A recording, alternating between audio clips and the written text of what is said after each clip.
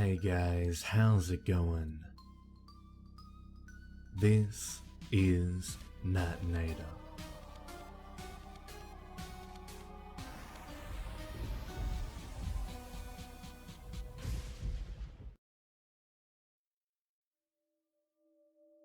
I had always loved horror movies.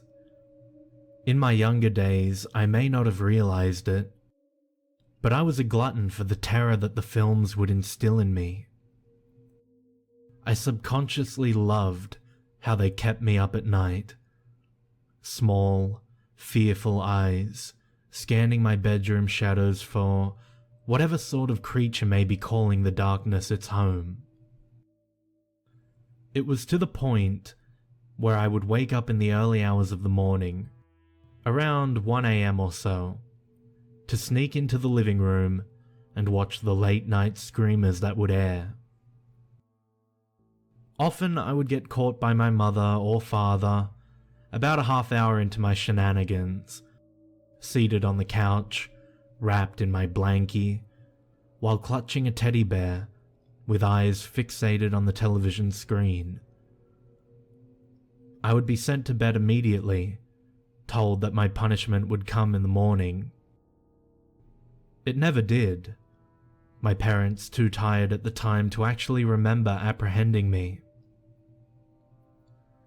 On a rare occasion though, I'd managed to make it all the way through a film, from the time I'd slipped into the couch to the moment the credits rolled. At that point, the trudge back to my bedroom was a mad dash of fright, trying to evade any and all monsters or bugaboos that, in my impressionable mind, would grab at me and take me away. I was always successful in the return trip. It made me feel like Indiana Jones. I don't love horror films anymore. Not after what happened. I was in college when the event occurred. While most people associate university with wild parties, copious amounts of alcohol, and finding as many people to have anonymous sex with, my version of the experience was more tame by those standards. The evenings not spent furiously poring over my projects and classwork were spent with my one true love, my Netflix account. From the moment my last class of the day ended, I was wrapped in the sweet embrace the internet had waiting for me. I would return to my dorm, slip into my bedroom and into something more comfortable, and spend until about 4 in the morning watching whatever horrors the streaming site had available to me. And for the price of $7.99 a month, it was the best and most cheap addiction I'd ever encountered. The people I chose to interact with when I wasn't glued to my laptop were often of the same ilk that I was. Individuals who were just as obsessive over movies. We loved to be scared, and we often spoke of it. We compared reviews, discussed theories, and often got together to partake in these pieces of nightmare fuel. Usually once a week on a Saturday, in a grand marathon session that was catered by the local pizza place and a large snack trip beforehand to prepare for when we were sick of the smell of grease and cheese. Many of us were members of a horror enthusiast forum to meet and talk with more people who shared our twisted ideas of entertainment. I've since removed myself completely from that site.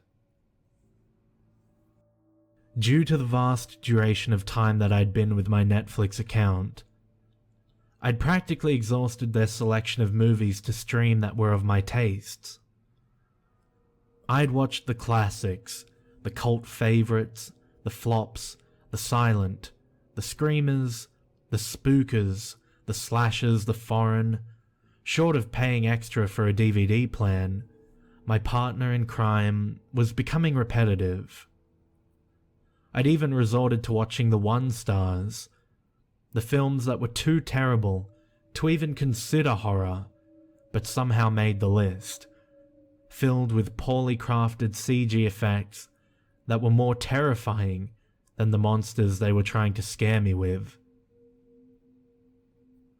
I lamented this to my forum mates, complaining of the lack of fresh choices upon the site that filled my browser history.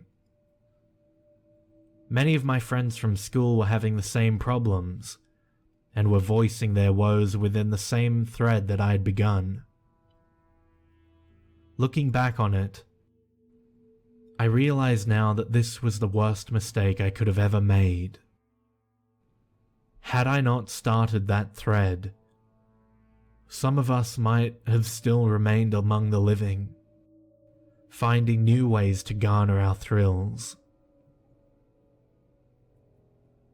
Scream Queen 69, her username from the forum, as I won't refer to anyone by their true name to protect families, had approached us at the meeting grounds the following day.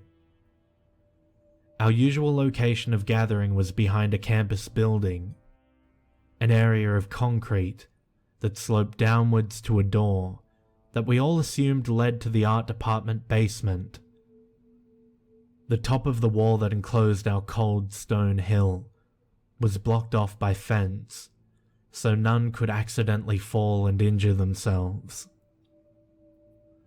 As our group sat and talked, SQ had arrived, looking a little worse for wear.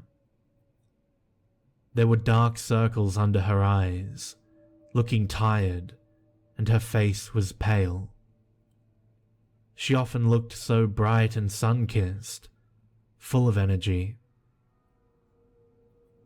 She had said shortly after she posted on the forums the night before, she'd been contacted by another member, asking if she wanted to watch something that, as she spoke and gave air quotes with her fingers, would change the genre for her forever, and then proceeded to send her a link to an obscure site she'd never heard of before.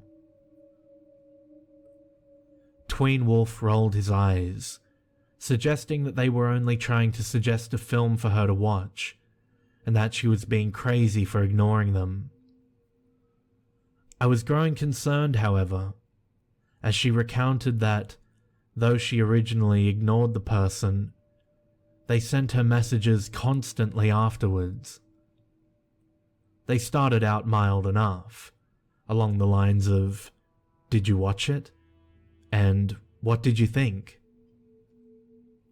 And as the night went on, they got more violent. SQ showed me the chat history, and toward the end, it seemed that her chat partner, named Behind You, was getting more and more agitated. The messages were becoming desperate. "Did you click the link yet? You should click the link, you won't regret it. Click the link. Click on the damn link already. Click the fucking link. Click the link, click the link, click the link." It was at that point that I grew incredibly concerned for my friend. No one else had received these messages, only her. My only advice to her was to ignore it, and perhaps stay off the site for a few days. If this person didn't see her online, perhaps they would lose interest and back off. It wasn't the case, however, as SQ would come to us for the next couple of days, looking more and more haggard, saying that she couldn't rest at night. Behind You was still messaging her, and at this point, it was just a repeat of the original link, pasted over and over and over. She was starting to get emails sent to her school email account. She didn't know how they'd gotten it. Her email address wasn't listed on the forum, and it wasn't even the same one she'd registered to the site with. The sender would be blank, the subject line empty, and the message was always the same. Click the link.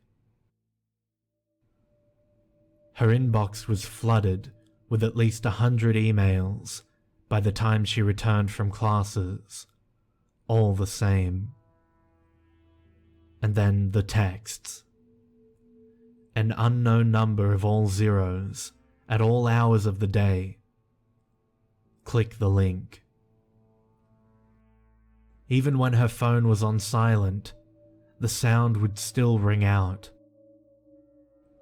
It was turned off, and it would ring. She would remove the battery completely and still be startled by the noise of her text tone. She had submerged her phone in water to try and damage it and get rid of the noise. It still rang. She had put it in the microwave and turned it on for 5 minutes, knowing that if the appliance was broken, she would have to pay for a replacement, seeing as the appliance was provided by the dorm building. Even burnt and melted in places, the battery removed and fried, it rang. It was getting to the point where SQ was growing more and more frazzled. Each and every cell phone going off around her caused her to shriek. By the 5th day, she hadn't shown up to lunch. Most of us assumed she was just trying to catch up on sleep from the incident keeping her up at night. We didn't realize she had died until 2 days later, when her roommate complained about a smell coming from her room. The police blocked off the dorm room, and her roommate was moved out to live with someone else in the building. They ruled it as a suicide, claiming that SQ had overdosed on sleeping pills. She had been found slumped over her desk in front of her laptop, with the forum pulled up on her browser. I'd managed to worm my way into her room a few days after cleanup had ended. Her family lived on the other side of the country and wouldn't be in for another day or two to gather her things. And I had convinced the building RA that Scream Queen 69 had been in possession of a few of my items, and I just needed to get them back before they were mistakenly removed with her belongings. The RA had left me there, saying that the doors would lock behind me once I left. Alone in the room where my friend had passed, I removed the laptop from her desk, not wanting to sit in her death throne, and moved it over to the bed. SQ never kept her items password protected and left herself logged in on everything, so it was easy enough to turn the computer on and navigate my way back to the very forum she had been looking at when she died. I'd found my way to her inbox, looking at the hundreds of messages from her apparent stalker, when I noticed something different. Out of the mass of links, one of them was purple. It had been clicked. I grew curious. What was it about this movie that made this person so obsessive to show it to SQ? Was it the thing that had driven SQ to kill herself? I clicked the link. At first, nothing seemed out of the ordinary. The video was dark, as though it were trying to slowly process the images. Then things were starting to come into focus. A desk, posters on the wall, a person sitting on the bed, another person standing behind them with a large toothy grin. It was at this point that I realized I was staring at my own face, sitting in SQ's bedroom, her posters behind me. The webcam light was on.